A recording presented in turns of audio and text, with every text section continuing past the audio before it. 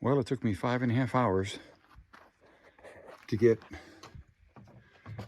all the rubber off the floor so I could see how the floor is and see where the screws are. And most of the screws are excellent.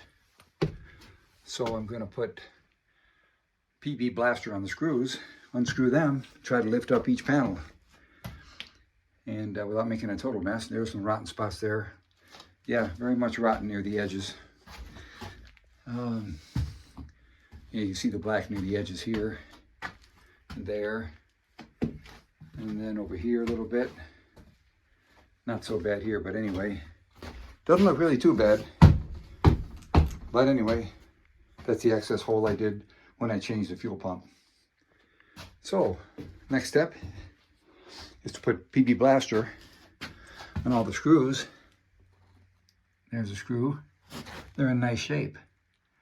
If I can get those screws out, even if it's glued, I may be able to get them off without making a total mess or even without using a saw.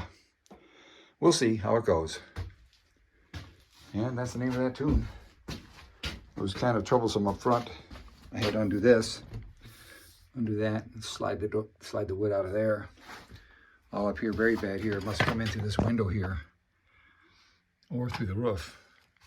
But very bad. That's probably one of the worst spots there and across from it over there.